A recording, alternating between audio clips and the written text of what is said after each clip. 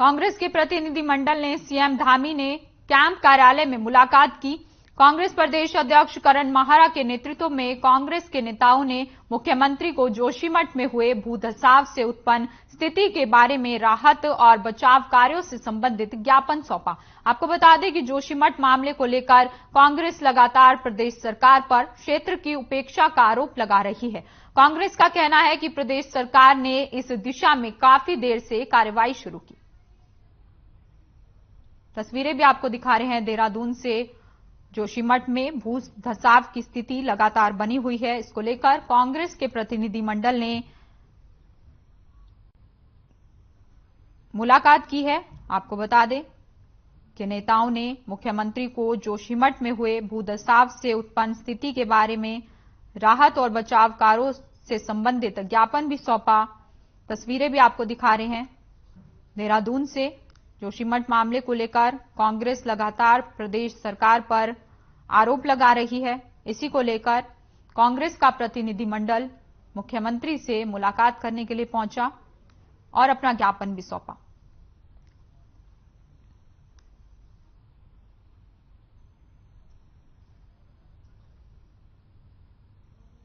उत्तराखंड की जो हालत है उस पर चर्चा हुई, क्योंकि जोशीमठ ने सबका ध्यान आकर्षित किया, लेकिन हकीकत में जोशीमठ का अस्तित्व खतरे में, साथ में उत्तरकाशी में दरारें, बगल में कर्णप्रयाग में दरारें, रुद्रप्रयाग में आज खबर आई है कि वहां भी दिक्कतें हो रही हैं। आपके साथ लगा हुआ जो मसूरी वाला एरिया है वहां भी इस तरीके की परेशानियां देखने में आ रही हैं। इन सभी विषयों को लेकर हम मिले हैं और जोशीमठ में कांग्रेस के नेताओं ने प्रवास किया। मैं भी वहां रात रहा, हमारे हरीश रावत जी, गणेश गोदियाल जी वहां रात भर रहे। वहां के विधायक जो राजेंद्र भंडारी जो वहीं कैंप कर रहे हैं।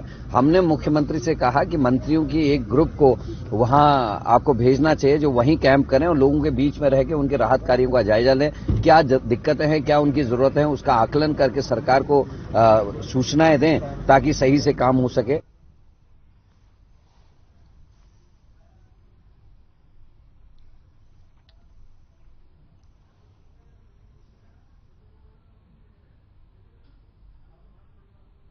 वहीं प्रदेश में बढ़ते अपराधों पर अंकुश लगाने के लिए पुलिस अपनी कवायद तेज कर दी है।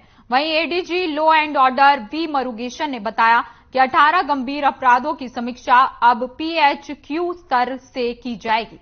आपको बता दें कि पिछले दिनों पुलिस मुख्यालय में आयोजित पुलिस वीक में विस्तार से विभिन्न पहलुओं पर चर्चा की गई थी, जिसमें प्रदेश में आपराधिक गतिविधियों पर लगाम लगाने के लिए अधिकारियों ने निर्देश भी दिए थे।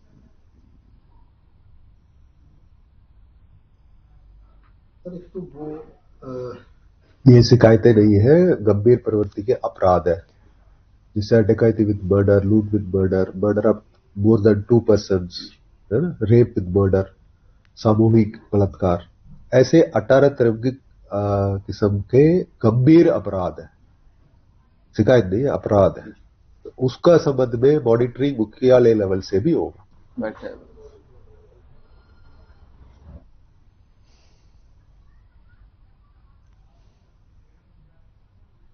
वहीं देहरादून में मादक पदार्थों की तस्करी और अवैध व्यापार की रोकथाम पर लगातार अभियान चलाया जा रहा है। क्षेत्र में नशा बेचने वाले समेत नशेड़ियों का डाटा तैयार करने के निर्देश दिए गए हैं।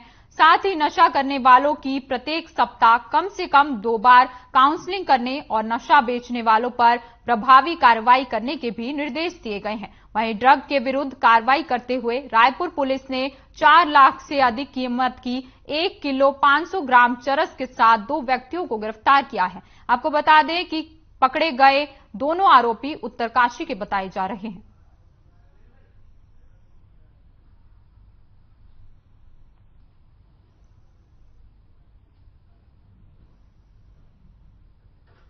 पुलिस अधीक्षक महोदय, हमारे आईजी साहब, सभी लोगों का ये जोर है कि ड्रग्स से ज्यादा पकड़ धकड़ हो। तो इसी क्रम में हमारी रायपुर पुलिस की टीम ने थानाध्यक्ष रायपुर और SSI रायपुर के द्वारा अपने कर्मचारियों के साथ मिलकर कल 2 लोगों को पकड़ा गया, जिसमें एक का नाम है सुरेश पवार, ये पिंड की हनुमान चट्टी बड़कोट का रहने वाला है, और दूसरा है विपिन सिंह, ये भी बड़कोट का ही रहने वाला है, हनुमान चट्टी का ही। ये दोनों व्यक्ति करीब 1.5 किलो चरस देहरादून लेके आ रहे थे और इन्हें जिस जगह देनी थी वो चरस, उसके बाद वो वहां से फिर जहां जहां जाती, वो तो अभी हम पूछताछ के दौरान उसकी तफ्तीश कर रहे हैं, उन लोगों की जांच कर रहे हैं, उनके खिलाफ भी कार्रवाई की जाएगी।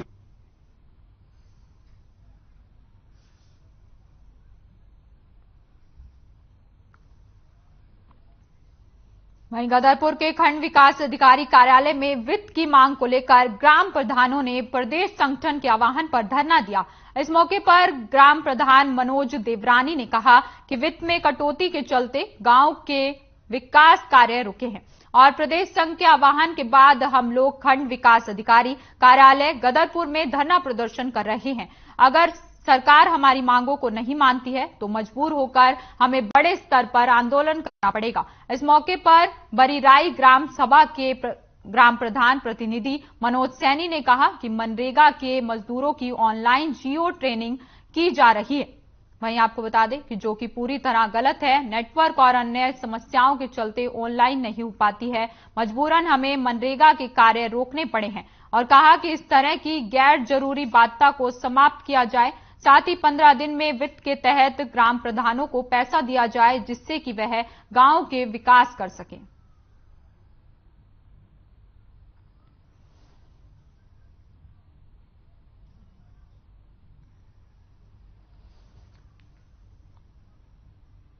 जागरूक होने का और प्रदेश की जनता को भी पता चलेगा कि प्रधान संघ और प्रधान लोग जनता के लिए तो कार्य के लिए अपनी लड़ाई लड़ रहे हैं सरकार से, क्योंकि हमारे प्रदेश संगठन के प्रदेश अध्यक्ष भास्कर जी के आह्वान पे हम कल भी बैठे थे और आज भी बैठे हैं और उनका 2 दिन का सांकेतिक धरने का आदेश था। उसके बाद हो सकता है कि हम देहरादून पे सरकार के खिलाफ धरने में बैठेंगे। विषय हमारे एक तो मनरेगा को लेकर है। कई क्षेत्र ऐसे हैं जहां पर सिग्नल प्रॉब्लम होती है और मनरेगा के कार्य होते हैं तो हाजिरी सिस्टम नहीं हो पाता है। हमारा धरना सरकार की जो गलत नीतियां हैं उसको लेकर धरना है। सारे प्रधान एकजुट हुए। हमारे माननीय प्रदेश अध्यक्ष भास्कर संबल जी ने आह्वान किया था 9 तारीख और 10 तारीख में सांकेतिक धरना होगा। हमारा सरकार की जो गलत नीतियां उसके लेकर धरना है। बीते मार्च से लेकर अब तक कोई जो 15 वित्त की धनराशि आनी थी वो भी नहीं आई है। राज्य वित्त की जो धनराशि आनी थी उसमें माननीय हमारे जो प्रधानगण है उन्होंने पूर्व में कोई। वहीं खबर हरिद्वार से है जहां 4 दिन पहले नगर निगम के अधिकारियों ने अवैध पार्किंग बंद कराई थी, लेकिन अभी भी अवैध पार्किंग धड़ल्ले से चल रही है।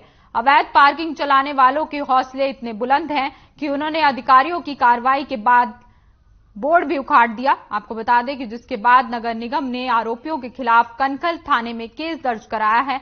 आपको बता दें कि कनकल के सती घाट पर पिछले कई सालों से अवैध पार्किंग चल रही थी।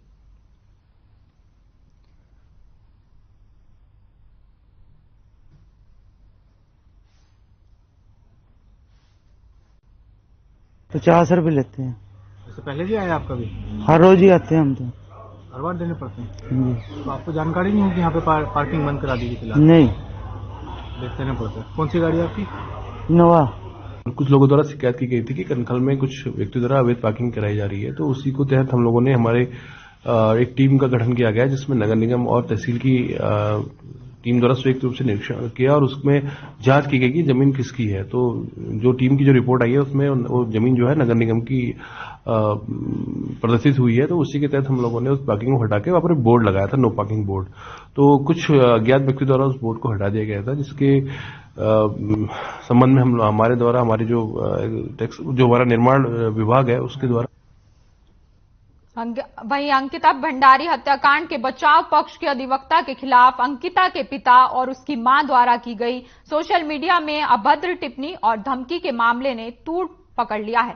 साथ ही आपको बता दें कि कोटद्वार बार एसोसिएशन ने इसकी निंदा करते हुए बचाव पक्ष के अधिवक्ता को पुलिस प्रशासन से सुरक्षा देने की मांग की है।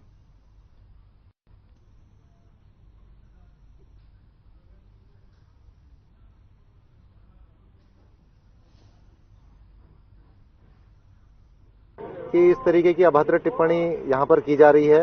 इन लोगों को न तो न्याय व्यवस्था पर विश्वास है, न किसी कोर्ट पर विश्वास है। इन्होंने मेरे साथ साथ संबंधित न्यायालय पर भी अभद्र टिप्पणी की है, तो ये बड़ी अशोभनीय बात है। और अंकिता भंडारी के पिता के अलावा कल उसकी माता ने भी मेरे खिलाफ बड़ी अभद्र टिप्पणी की है। ये बड़ा सोचनीय प्रश्न है कि ये किन लोगों की शह पर इस प्रकार की अशोभनीय टिप्पणी की जा रही है। ये बहुत ही निंदनीय है। अधिवक्ता कोई भी हो, किसी का मुकदमा लड़ सकता है।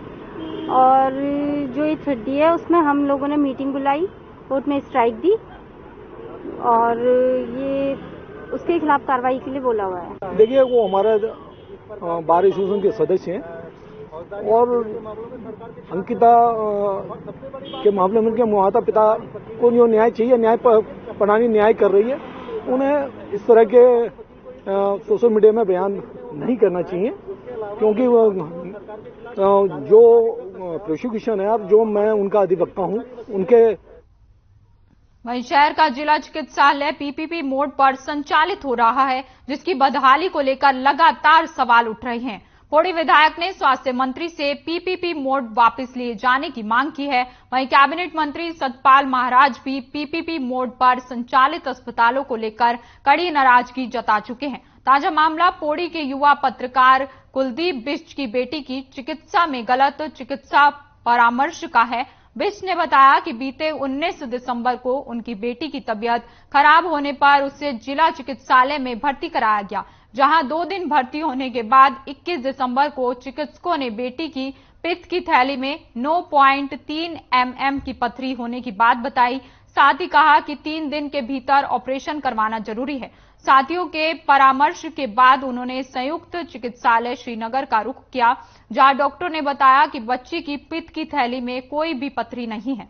बताया कि बच्ची को सामान्य बुखार है, जिसके चलते 3 दिन के उपचार में बच्चा स्वस्थ हो जाएगा।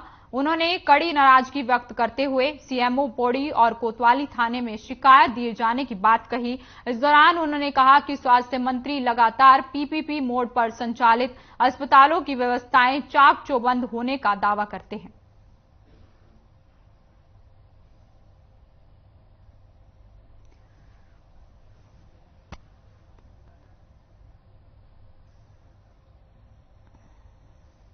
देखिए, बिल्कुल सही बात है कि डॉक्टर धन सिंह रावत जो स्वास्थ्य मंत्री हैं, वो लगातार इन पीपीपी मोड में संचालित हो रहे अस्पतालों का निरीक्षण कर रहे हैं और निरीक्षण के दौरान इनकी जो व्यवस्थाएं उन्हें चाक चौबंद बता रहे हैं। लेकिन एक तरफ आप देख रहे हैं कि किस तरह की अव्यवस्थाएं इस जिला अस्पताल में फैली हुई हैं, चाहे वो पाबों में बात करे जाए, चाहे जहां भी ये पीपीपी मोड में संचालित हो रहे हैं वहां इसी तरह की व्यवस्थाएं हैं, जिसका खामियाजा हम जैसे लोगों को भुगतना पड़ रहा है। इस संबंध में आप लोगों के माध्यम से मुझे जानकारी मिली है। मैं यहाँ था नहीं, मैं देहरादून था और परसों में लौटा हूँ। कल कार्यक्रम में था, आज ये दूसरा कार्यक्रम है। तो आपके माध्यम से जो मुझे जानकारी मिल रही है, निश्चित रूप से मैं सीएमएस से बात करता हूँ कि ऐसी गलतियां नहीं होनी चाहिए।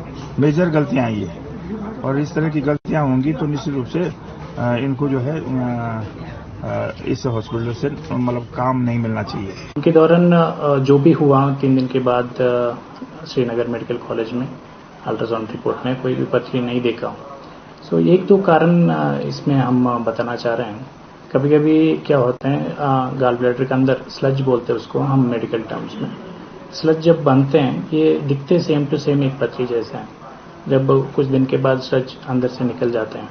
एक रीज़न ये हो सकते हैं। सेकंड रीज़न किसका गलती है किसका सही है हम भी कमेंट नहीं कर रहे हैं, बट हमारा रिपोर्ट में, हमारा अल्ट्रासाउंड इमेज में साफ साफ हमको पथरी दिख रहे हैं। उसके बेसिस में हमारा रेडियोलॉजिस्ट ने ये जो प्रकरण आपने मेरे संज्ञान में भी लाया है, उसमें मेरे द्वारा सीएमओ को निर्देशित किया गया और इस संबंध में जो कंसर्निंग डॉक्टर है उसके विरुद्ध जो भी अप्रोप्रिएट एक्शन होगा। वहीं कुमाऊं रेजिमेंटल सेंटर रानीखेत में सेना के ऐतिहासिक सोमनाथ मैदान में अग्निवीरों की ट्रेनिंग की शुरुआत हो गई है, जिसमें 796 अग्निवीर सेना में शामिल हुए। आपको बता दें कि देश में पहली बार शुरू हुई सेना की अग्निपथ योजना के तहत भर्ती 796 अग्निवीरों का प्रशिक्षण शुरू हो गया है। कुमाऊं रेजिमेंट सेंट के ऐतिहासिक सोमनाथ मैदान पर 1 जनवरी से पहले बैच का प्रशिक्षण चल रहा है। अग्निवीरों को भी पहले की रिक्रूटियों की भांति प्रशिक्षण दिया जा रहा है, लेकिन प्रशिक्षण की अवधि 9 से घटाकर 6 महीने कर दी गई है। केआरसी के कमांडेंट ब्रिगेडियर आईएस समयाल ने प्रशिक्षण का जायजा लिया। वहीं सेना के अधिकारियों ने बताया कि कैसे अग्निवीरों काउंटर टेररिज्म और शहर में आतंकवादी गतिविधियों पर नजर रखना और उन्हें कैसे मार गिराना है, इसके बारे में प्रशिक्षण दिया जा रहा है।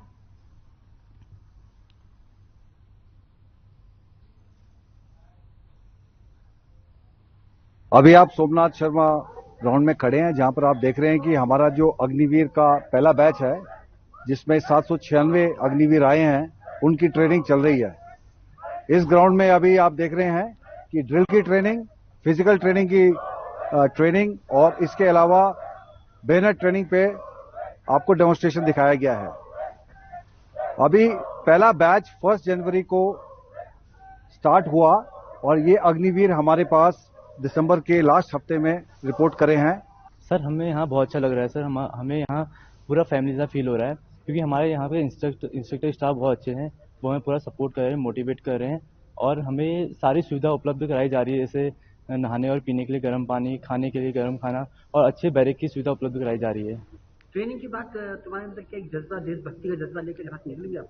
यस सर, बिल्कुल निकलेंगे सर, क्योंकि सर हम इस चीज़ के लिए आए हैं, क्योंकि बचपन से हमारे पेरेंट्स और हमारा सपना था कि हम एक दिन ये आर्मी ज्वाइन करें और सपना पूरा हुआ है और डेफिनेटली हम एक दिन अच्छे सोल्जर बन के और यहाँ से बाहर निकलेंगे।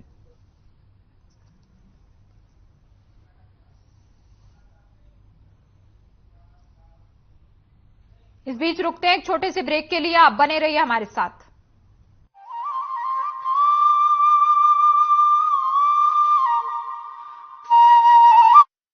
संकल्प नए उत्तराखंड का। शिक्षा के प्रकाश से उत्तराखंड में विकास के पथ को सुगम बना रही है धामी सरकार। प्रदेश सरकार अपने नागरिकों को अधिक से अधिक शिक्षित करने के लिए अच्छी से अच्छी शिक्षा की व्यवस्था करने को प्रतिबद्ध है। हमारे राज्य का हर बच्चा शिक्षित हो, इसके लिए राज्य सरकार पूरी दृढ़ता के साथ शिक्षा के क्षेत्र में शानदार कार्य कर रही है। उत्तराखंड मुख्यमंत्री बालश्रय योजना किसी भी प्रकार की आपदा, महामारी एवं दुर्घटना के कारण अनाथ हुए बच्चों को पहली कक्षा से लेकर 12वीं कक्षा तक की पढ़ाई कराएगी राज्य सरकार। यही नहीं, बच्चों को किताबें, वर्दी, जूते, मोजे, लिखने पढ़ने की सभी सामग्री भी निशुल्क देने की है व्यवस्था। उत्तराखंड फ्री टैबलेट योजना। निशुल्क टैबलेट वितरित योजना के तहत प्रदेश में लगभग 2,65,000 विद्यार्थियों को पढ़ने के लिए राज्य सरकार ने टैबलेट की दी सौगात, ताकि आर्थिक तंगी से परेशान छात्रों को पढ़ाई में न हो कोई परेशानी। उत्तराखंड उदयमान छात्र योजना। छात्रों को उच्च शिक्षा प्राप्त करने के लिए प्रोत्साहित करते हुए केंद्र लोक सेवा आयोग और उत्तराखंड लोक सेवा आयोग की प्रारंभिक परीक्षा पास करने वाले 100 छात्रों को इस योजना का लाभ देते हुए सरकार 50,000 का अनुदान दे रही है, ताकि प्रतियोगी मुख्य परीक्षा की तैयारी कर सकें। आज प्रदेश में शिक्षा व्यवस्था में बुनियादी सुधार के लिए कई महत्वपूर्ण कदम उठाए जा रहे हैं, जिसका परिणाम है कि छात्र बन रहे सशक्त और हो रहे आत्मनिर्भर, क्योंकि उत्तराखंड में बेहतर शिक्षा व्यवस्था के लिए समर्पित है धामी सरकार। जो आने वाले 25 साल आजादी का अमृत काल, जो हमारी बहनें बैठी हैं, हमारी बेटियां बैठी हैं, हमारे बेटे बैठे हैं, अगले 25 साल इन्हीं के नाम होने वाले हैं।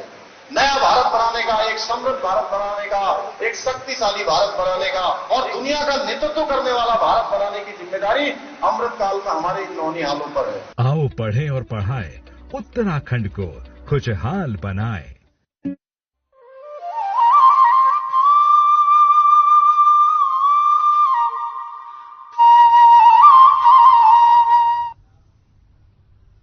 ब्रेक के बाद आपका स्वागत है। चलिए बढ़ते हैं खबरों की ओर। खबर चंपावत से है, जहां मादक पदार्थों की तस्करी करने वालों पर पुलिस ने बड़ी कार्रवाई की है। चरस तस्करी में जेल गए एक आरोपी की 40 लाख की चल अचल संपत्ति को पुलिस ने सीज कर दिया है।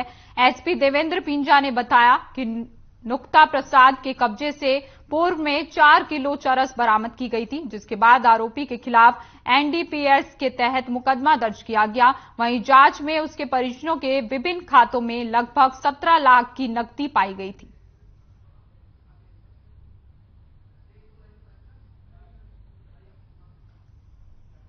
जो हमारे स्टेट को नशा मुक्त करने का जो आह्वान किया गया, उसी पे ही आज एक कार्रवाई करते हुए जो टनकपुर पुलिस के द्वारा एक अभियुक्त नुक्ता प्रसाद, जो कि फिलहाल अभी एनडीपीएस केस में जेल है, एनडीपीएस एक्ट में ही कार्रवाई करते हुए उसकी चल अचल संपत्ति को फ्रीज करने के लिए आगे कार्रवाई की गई है।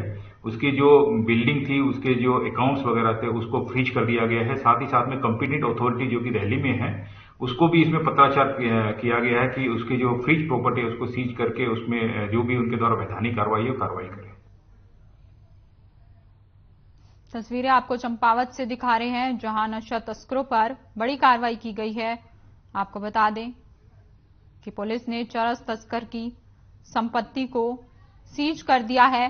नशा तस्करों में हड़कंप मच गया है। तस्वीरें भी आपको दिखा रहे हैं। चंपावत से नशा तस्करों में हड़कंप मच गया है।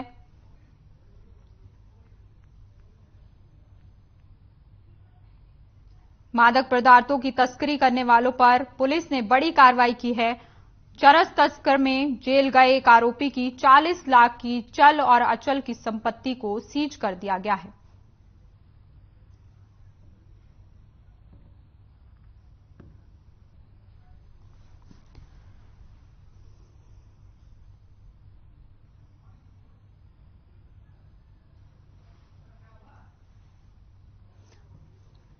तस्वीरें भी चंपावत से आपको दिखा रहे हैं, जहां मादक पदार्थों की तस्करी करने वालों पर पुलिस ने बड़ी कार्रवाई की है।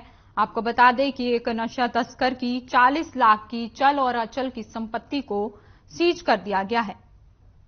वहीं इस पूरे मामले में एसपी ने जानकारी देते हुए बताया कि आरोपी के कब्जे से पहले भी 4 किलो चरस बरामद की गई थी, जिसके बाद आरोपी के खिलाफ एनडीपीएस एक्ट में मुकदमा दर्ज कर लिया गया था।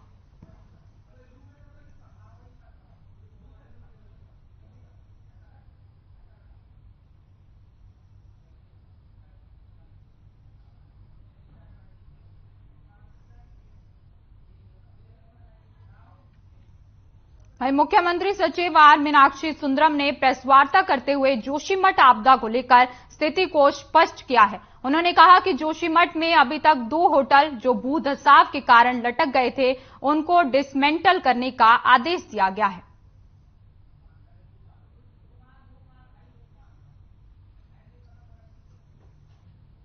ये तस्वीरें भी आपको दिखा रहे हैं। मुख्यमंत्री सचिव आर मीनाक्षी ने बड़ी बातें बोली है। भू धसाव की स्थिति जोशीमठ में लगातार बनी हुई है।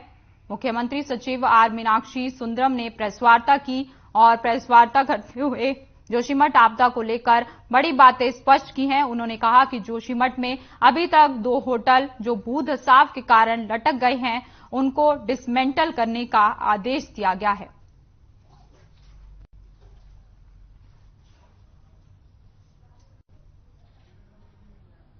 मुख्यमंत्री सचिव आर मीनाक्षी सुंदरम ने प्रेस वार्ता की।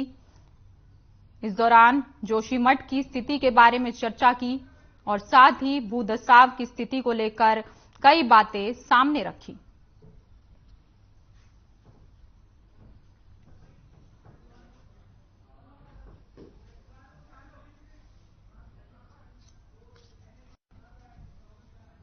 मुख्यमंत्री सचिव ने प्रेस कॉन्फ्रेंस की है।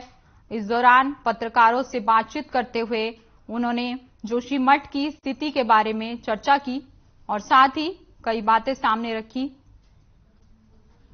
भू धसाव की स्थिति को लेकर कई बड़ी बातें बोली गई। प्रेस कॉन्फ्रेंस का आयोजन किया गया है। सचिव आर मीनाक्षी सुंदरम ने प्रेस कॉन्फ्रेंस की है। इस दौरान उन्होंने जोशीमठ में हो रहे भू धसाव को लेकर कई बड़ी बातें बोली। आपदा राहत के तहत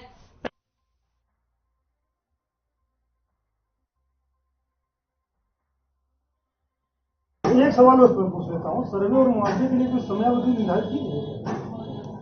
सर्वे का समयावधि हम लोग कोशिश करेंगे कि ये तक हो जाए और फिर उसके बाद सरकार में निर्णय होने का तत्काल वितरित किया जाए। सर, ये ध्वस्तीकरण की कार्रवाई कब से शुरू होगी, जो अब कब से माना जाएगा? और मैं ध्वस्तीकरण के बारे में एक मैटर क्लैरिफाई करना चाहता हूँ कि केवल 2 होटल का वो भी ध्वस्तीकरण शब्द मैं यूज नहीं करूँगा, डेमोलिशन नहीं है, डिसमेंटलिंग है, क्योंकि उसको बहुत केयरफुल तरीके से करना पड़ता है।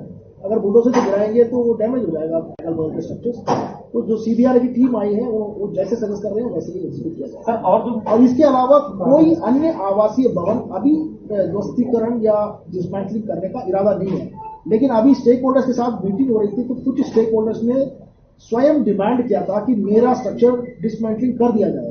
तो हमने कहा कि ये 2 होटल है, इसका सरकार का निर्णय है डिसमेंटलिंग करें, क्योंकि अगल बगल के जो भवन है उसको रिस्क है। इसके अलावा अन्य भवन स्वामी खुद अगर अनुरोध करते हैं तो उस पर सर फिर इनका निशान क्यों लगाए गए हैं? अगर ये नहीं गिराने तो फिर निशान उनको वेकेट करने के लिए, उनको टेम्पररी वेकेट करने के लिए। दो लोग जो होटल आप बता रहे हैं इनको डिसमेंटल कब करेंगे? अभी हम लोग को तैयार है, केवल हितधारकों की कुछ रिजर्वेशन थी, इसीलिए उनके साथ वार्ता की गई है और वार्ता सकारात्मक रूप से हुई है और मुझे उम्मीद है कि अब दोबारा ठीक जाएंगे तो उनको सही है। सर मजदूरी रेंट और जो राशन के लिए जो राहत सामग्री दी जाती है 6 महीने तक, वो तो लगातार मिलती रहेगी? वो मिलती रहेगी, उसके साथ जो 50,000 रुपये और अतिरिक्त हम लोगों ने दे दिया है उसका भी जिम्मा जाएगा। सर केंद्र से हमें पैसा मिला है या हमने डिमांड की है, क्योंकि बहुत बड़ा अमाउंट भी खर्च होने वाला है, तो क्या हमने केंद्र से पैसे की डिमांड किया, फंड रेज कर रहे हैं, क्या कुछ प्लान है सर? ये आपदा प्रबंधन सचिव उसका पैकेज की बना रहे हैं, तो उसे बना दें चली जाएगी। में सहयोग करने के लिए अनुरोध किया है और उनकी जो शंकाएं हैं उसको दूर किया है। उनको पैकेज को लेकर के कुछ लिखित में चाहते थे, तो हमने कहा कि आज के जो डिस्कशन है उसका कार्यनीति बनेगा और कार्यनीति काफी आपको मिलेगा। सर जो मुआवजा दिया जा रहा है ये कैसे होगा? क्योंकि कई लोग कह रहे हैं बद्रीनाथ में जो मास्टर प्लान के तहत पैसा दिया गया सर, कई सारे परिवार ये चाहते हैं उसी रेशियो में हमें पैसा दिया जाए। देखिए बद्रीनाथ एक दूसरे कैटेगरी है, दोनों को मिक्स नहीं करना चाहिए, क्योंकि बद्रीनाथ की पैरिटी केदारनाथ से होती है, जहां पर सरकार एक पुनर्विकास योजना ला रही है। उस पुनर्विकास योजना में सभी हितधारकों को साथ में लेने के लिए बहुत अट्रैक्टिव पैकेज दिए गए थे, मार्केट रेट के 6 गुना तक दिए गए। तो वो एक आपदाग्रस्त क्षेत्र में भी हम मार्केट रेट के 6 गुना देंगे, तो वो एक रीजनेबल डिमांड नहीं है। हमने उनको कहा है कि आप पैरिटी लगाइए, वरुणावत पैकेज जो उत्तरकाशी में दिए गए थे वो भी आपदा था, वहां पर जो पैकेज दिए गए थे उसके बराबर में आपको पैकेज दिए गए। सर कितने परिवारों को 1.5 लाख रुपए की अंतरिम मदद दी जाएगी? कोई आंकड़ा अब तक आप लोगों ने जारी किया कि उसका भी कोई अलग अलग पैमाना है? अभी चूंकि ये परिवार का जहां जहां हमें रिपोर्ट आता है इसकी अपडेशन होती रहती है, तो वर्तमान में जो भवनों की संख्या आइडेंटिफाई किया गया है 723 जिसमें क्रैक्स है, तो ये पूरे 723 पे ही है। सर दरार नापने के लिए कौन सी क्या तकनीकी आपने अपनाई है? मैं किसी तकनीकी प्रश्न का मैं उत्तर नहीं दे पाऊंगा तकनीकी। अच्छा सर, एक सवाल हमारा ये है कि अब तक इसका कारण नहीं पता चल पाया है कि क्यों दरार आ रही है, जमीन क्यों धंस रही है। आखिरकार क्या एक्सपर्ट टीम ने कोई रिपोर्ट आप लोगों को दी? जब तक कारण नहीं पता चलेगा आप कैसे सोल्यूशन निकालेंगे? देखिए मल्टीपल एक्सपर्ट टीम्स की यहाँ पर विजिट हो चुकी है और भी एक्सपर्ट टीम जो है यहाँ पर आ रहे हैं, वो भी अपने जैसे मिनिस्ट्री ऑफ वाटर रिसोर्सेज की टीम भी आने वाली है, तो NDRA आ गई है। तो ये मल्टीपल टीम्स भारत सरकार के आ रहे हैं और सब चल रहे हैं, रिपोर्ट आने का इंतजार है। सर उसका एक अंतिम सवाल आप और ले लीजिए। ये जो जिन घरों में दरार है, क्योंकि लोगों की मांग है घर के बदले उनको घर मिलना चाहिए, क्या इस पर भी सरकार कोई विचार कर रही है? आप 1.5 लाख रुपए तो दे रहे हैं उनको, क्या उनको घर के बदले घर कहीं दिया जाएगा? पुनर्वास कब तक करेंगे आप इन लोगों का? मैं आपको पहले ही बताया था कि लोगों की अलग अलग डिमांड है, एक ही टाइप की डिमांड नहीं है। कोई कह रहे हैं हमें घर बना के दे दीजिए, कोई कह रहे हैं हमें जमीन अलॉटमेंट कर दीजिए हम खुद बनाएंगे, कोई कह रहे हैं कि हमें तो पैसा दे दीजिए हम अपने मर्जी से जहां जाएंगे जाना चाहेंगे। किसी को देहरादून सेटल करने का भी इरादा हो सकती है कि आप मुझे मनी दे दीजिए, मैं तो देहरादून जा रहा हूँ। सरकार क्या चाहती है? सरकार सबके विकल्प ले रहे हैं, फिर कितने लोगों की क्या क्या विकल्प है उसके अकॉर्डिंगली हम मिक्सड पैकेज भी बना सकते हैं। ऐसा कोई पुनर्वास करने का पूरा प्लान है आपके पास? फिलहाल इस बुलेटिन में इतना ही। आप बने रहिए हमारे साथ। नमस्कार।